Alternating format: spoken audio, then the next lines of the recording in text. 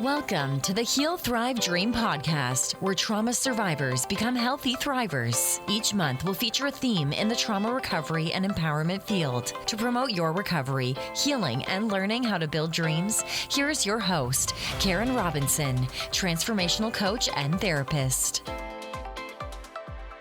Hi, everyone. Welcome to the Heal, Thrive, Dream podcast. My guest is Christina Braver.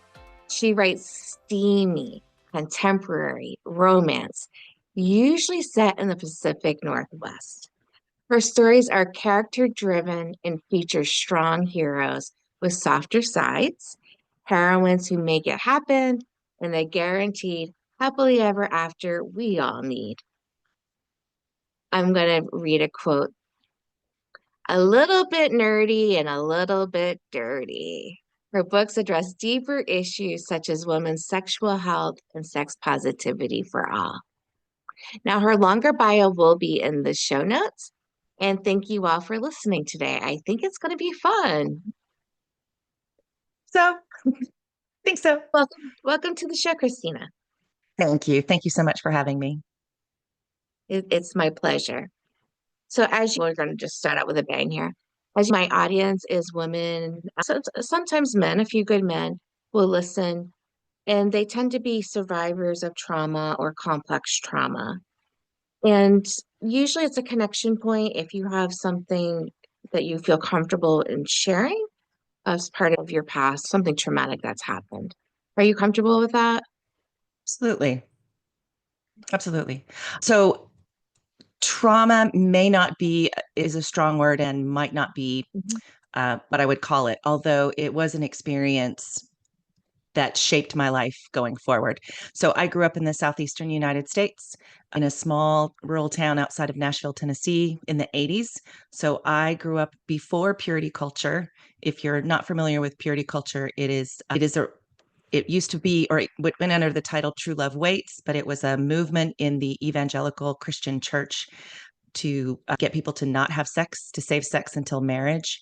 A lot of the messaging was not positive and didn't have a positive impact on a lot of people. Some people do report having had a good experience with being raised in a sexual shame or a purity culture, which I call a sexual shame culture, and others do.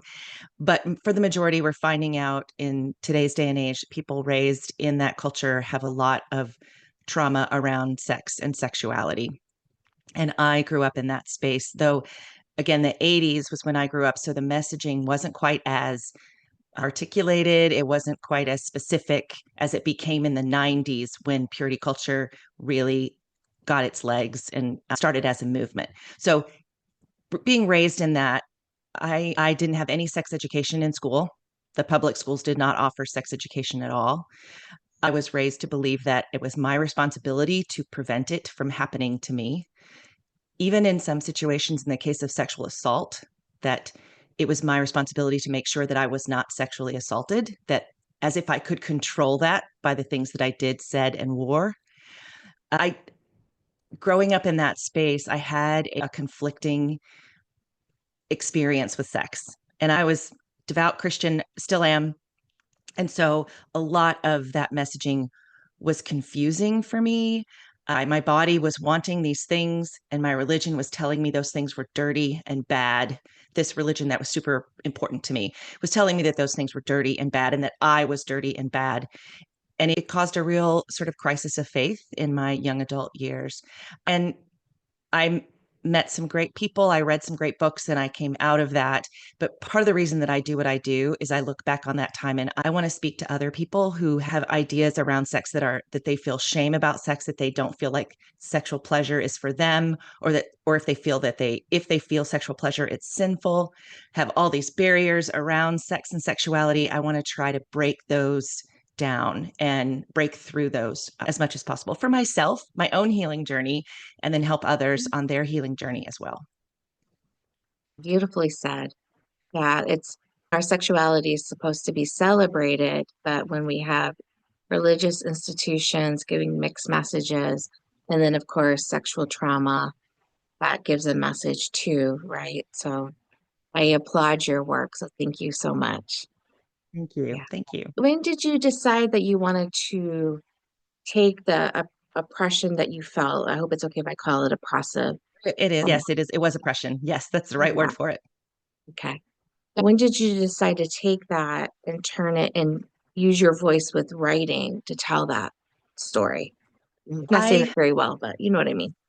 No, I think I do. So I have a master's in clinical psychology, a little bit of, I studied psych in college and grad school, a little bit of heal thyself, but Mhm. also I was really fascinated by it and really taken in studying it and doing research.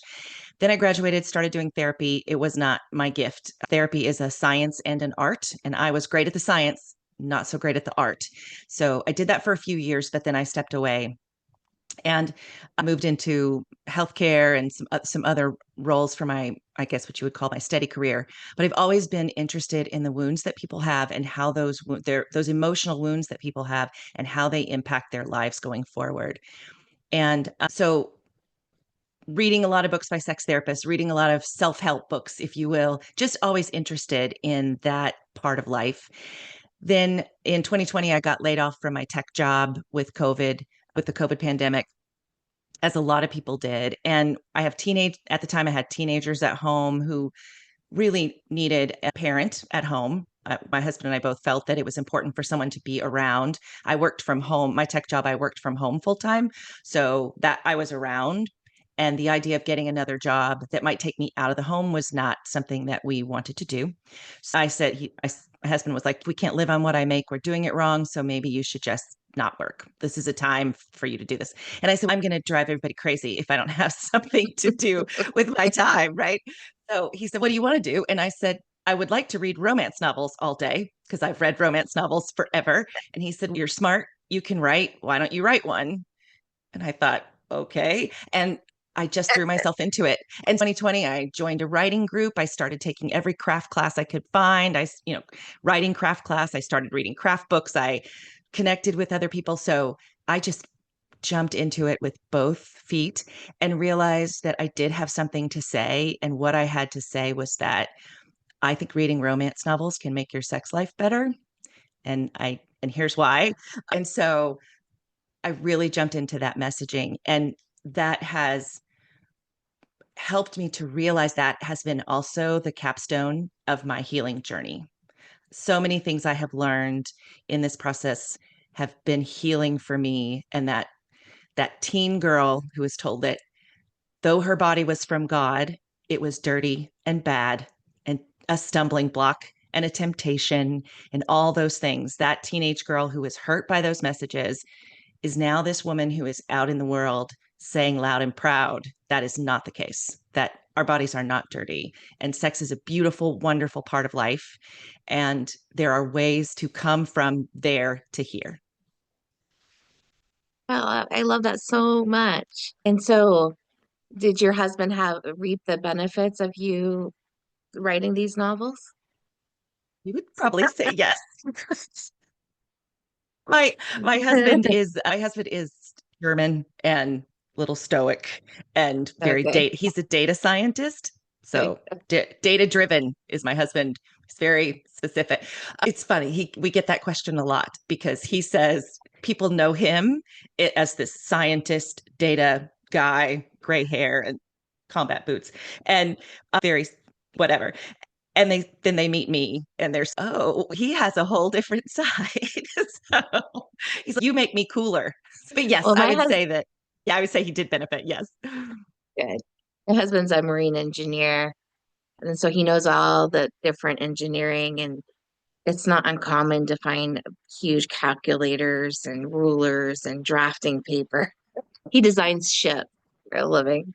I'm like, Wow. I don't get any of that. But he's fun too. He's nerdy and fun, like your Yeah. husband. Yeah. Yeah. Yeah. It's good. Yeah. So, how many books out do you have at this point? Because what I did is I went to your Amazon author page and I copied that to put in the show notes for the audience so they could see everything. But I was rushing. I got excited to see them, but I was rushing. So please tell me how many books you have.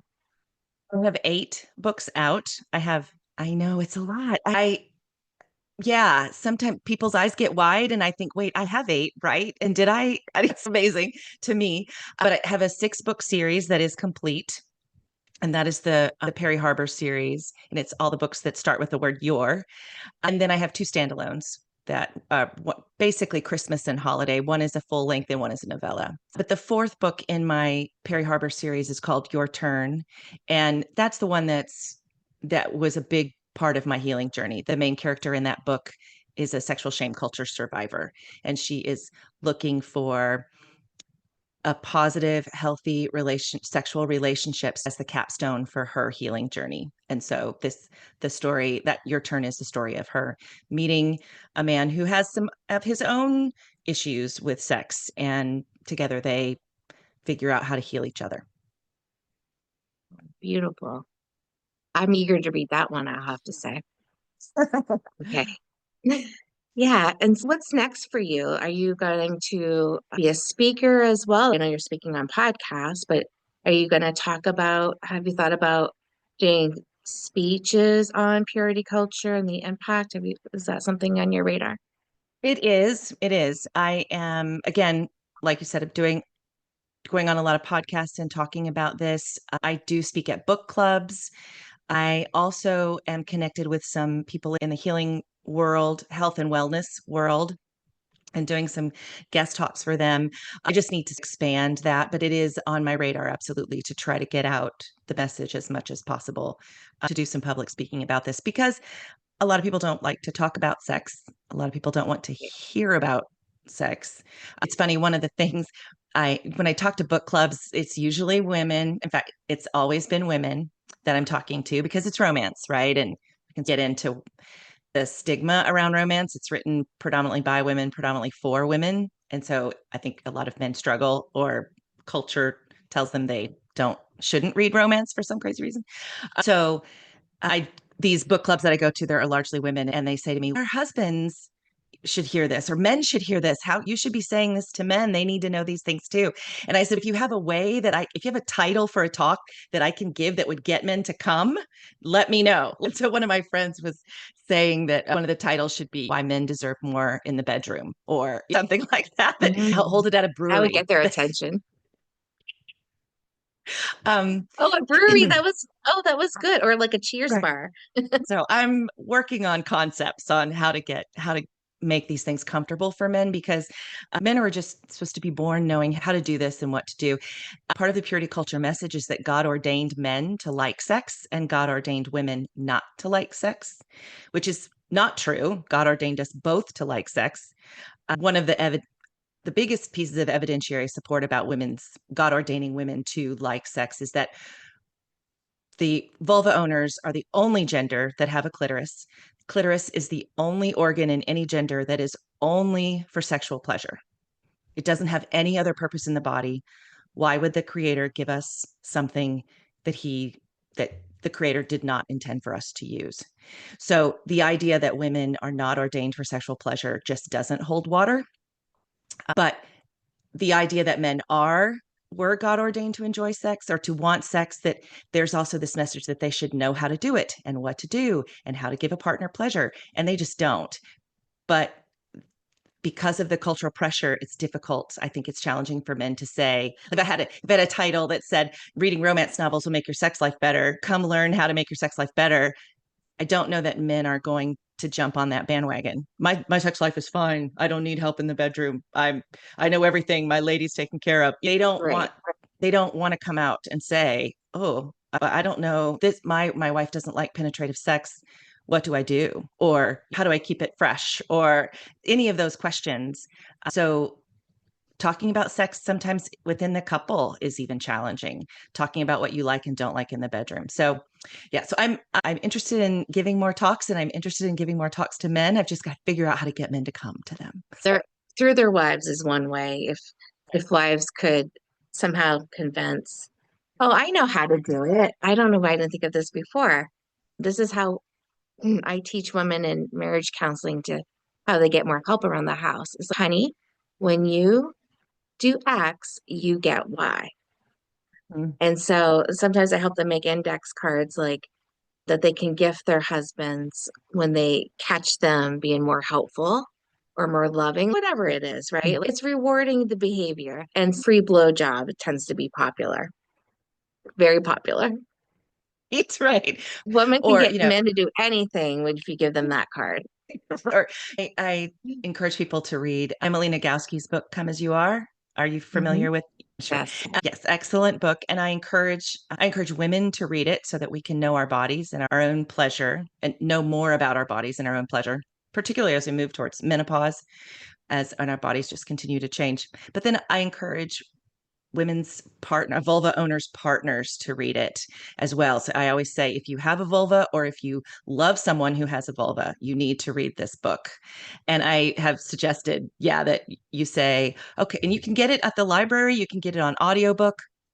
And I've said, get the audiobook for your husband and send him out to do his yard work or his whatever he does out in the world on a weekend with his AirPods, listening to this book, and say, if you can get through the first 4 hours of this book, and I'll wear whatever you want me to wear to dinner tonight, or something like that. Oh, you're more classy with your little rewards.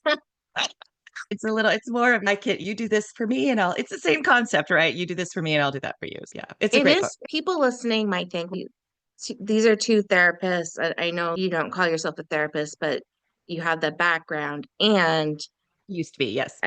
Probably could qualify as a sex therapist, right? And so people listen to this, okay, these therapists are teaching us how to manipulate men, and manipulate doesn't always mean it's bad. You can manipulate for the greater good. So we're talking about how to make two people happier, more fulfilled in a relationship.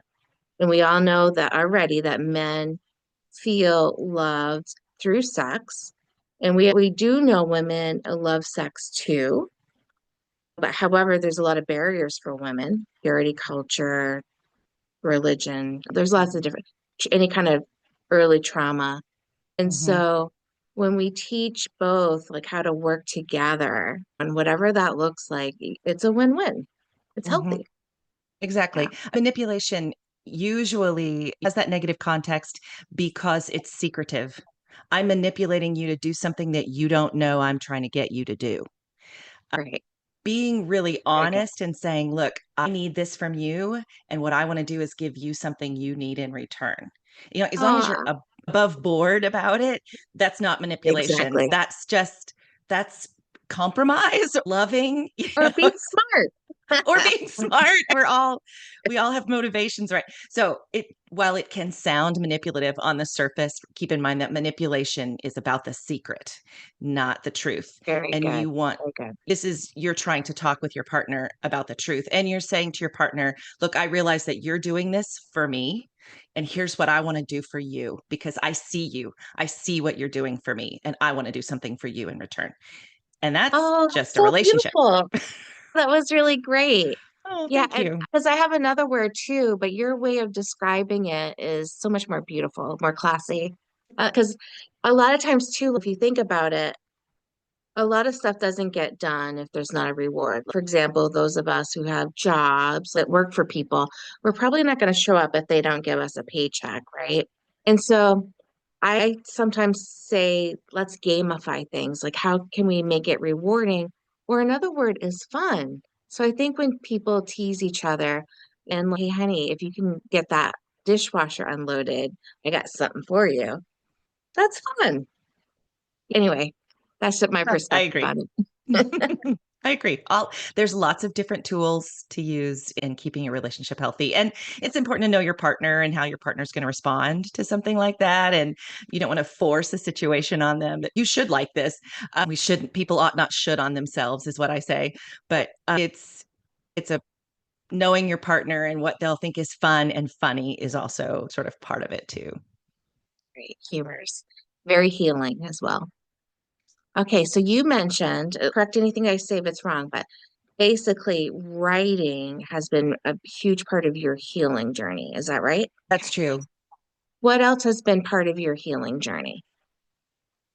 In the early times when I had my crisis of faith, I had the opportunity to go to church with to attend churches that were led by some really compassionate, wonderful pastors. I've been very lucky, I think, to be exposed to pastors who gave great sermons that were down to earth, that were, hey, this is what Jesus was talking about. He was not talking about this, and encouraging me to read and explore. And then my husband and I, when I met and fell in love with my wonderful husband, and I joke that if we'd met 5 minutes sooner, we probably wouldn't have fallen in love. He is an atheist and continues to be. And I'm a devout Christian and have been for a very long time. So some people from my past did not condone my relationship with him. When we decided to get married, there was concern because we were what was called unequally yoked. And I struggled with that because here's that past coming, right? Coming back to say what you're doing is wrong. And it didn't feel wrong. And I felt like, why would God bring me together with this incredible person and plant this seed of love in me that I want to be with him? I only see my life going forward with him. And then tell me that I can't have that. That's not consistent with what I understand the Creator to be motivated by. And I had a great pastor, and I went to the pastor of my church at the time, and I'm United Methodist, which there's a tenet of the United Methodist Church is that we interpret scripture. We believe that scripture should be interpreted by experience, tradition, and reason. So he was saying, yes, the scripture, some people may interpret the scripture to say this, other people may interpret the scripture to say this. Both are valid. And that was liberating for me to realize that some people might think that I'm unequally yoked with my husband, but when I look at this man that now I've been married to for over 25 years, we are not unequally yoked. We are morally similar, very similar morally. Looking back at our childhood, we have my sister put together a video of us at our wedding, and we have the same school pictures, almost the same background. And he grew up in Kentucky, I grew up in Tennessee. So we didn't know each other. So we're not unequally yoked, and I was able to apply that to so many things in my life, that just because one person says that the scripture says this does not mean that is what the scripture says. And that has been a giant part of my healing journey and being able to stay a Christian. And in today's day and age, it helps me accept some Christians who are saying things that I don't agree with. And I try to love them anyway, as I think Jesus would have me do. It's challenging, but I'm trying. Oh, it is. It's interesting when you know someone who's atheist and they seem to be a better person than a Christian that we know, a Christian that goes to church on Sunday and prays, but they're doing some pretty bad things.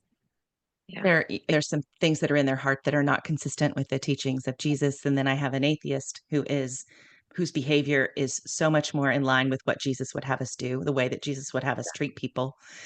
That's a hard, but that has just been the story of my life. There's a lot of people that were saying and doing things in my childhood that were not good, that were messages that they were sending to me that could potentially be even more damaging than they were. And they were supposedly some of the most devout Christians. And I think, how can that be? But they were on a different journey. They were doing what they thought was right. And I have to accept that while I reject the messages that they try to instill in me. Yeah, it's very empowering to know that we can reject some of those messages and know that we're still loved by God, right? Absolutely. Absolutely. Above anything, there was God, we are loved by God. And Jesus, there was the Sermon on the Mount. The Jewish people had 72 rules. And there's a story where Jesus is giving a sermon and people come and they say, what rules should we follow? And Jesus recounts the 10 Commandments. It's during the Sermon on the Mount. And then there's more questions from more Pharisees. And Jesus is like, look, okay, fine. 2 rules. Love the Lord your God above all others. Love your neighbor as yourself. That's it. It's like, stop asking me questions. I've already answered. I love it. And I really feel like we don't have any more rules. Jesus is not going to give us any more rules until we get those 2 down, and we don't have them down yet as a community. We do not love the Lord our God above all others, and we do not love our neighbor as ourselves. And so we need to work on doing that. We need to work on following those rules. And Jesus is about love and loving our neighbor, loving the marginalized, loving the people that other people don't love. That's who Jesus spent all his time with: the prostitutes, the tax collectors, the Ethiopian eunuch, the women. The longest conversation Jesus had in the Bible is with the woman at the well. So that Jesus is about love, and that's what we need to focus on. Beautiful. Is there faith messages in your books? Do the couple go to church, not go to church? Only in your turn. Only in your turn. There's maybe mention of church if it's I'm trying to think if in the holiday book they talk about church, but I try to stay away from that, hitting that too hard, except for in your turn, because she is a sexual shame culture survivor. There are faith messages in that book because that is her journey. That is who she is as a character. There's potentially maybe mention of a family going to church or they're back from church, but I keep the religious messages out of all of the other books intentionally because I want those books to be approachable for everybody. And I understand that the idea of Christianity is harmful to some people because of negative messaging, because their gender, their orientation has been rejected by what messages they're hearing in the public that come from people who call themselves Christians. The idea of Christianity could be very off-putting for people, and I totally get that. So I don't want that to be a barrier to hearing these positive messages about sex. I don't want Christianity to be a barrier to hearing positive messages about sex anywhere. So to intentionally keep a lot of that messaging out of my books. Can you give us an example of something you say in your books, even if it's just one of them, an example of positive messaging about sex? What does that look like? Absolutely. Gosh, so many pop to mind. I'm trying to think which one. So let's see. Oh my gosh, literally so many. I got to pick one. Okay. In my first book, she has endometriosis, and we don't talk about endometriosis. It has to do with women's periods, which are dirty and confusing and complicated. And we don't talk about that. We don't talk about that. We don't talk about that. Right. And so there's 6 million women in America that suffer from endometriosis, and we never talk about it. And endometriosis can cause, and usually does cause, very painful sex. So those women don't have healthy sexual relationships. They just have, when sex is painful, when it hurts you physically, it's hard to have a positive relationship with that experience, right? So she ends up having to have a hysterectomy. She meets a guy who thinks he's a reformed player in a way, but he's got this whole sex thing down, right? He's good. But they become friends and develop it, and their relationship progresses, and he figures out that actually it's a little bit more complicated than that.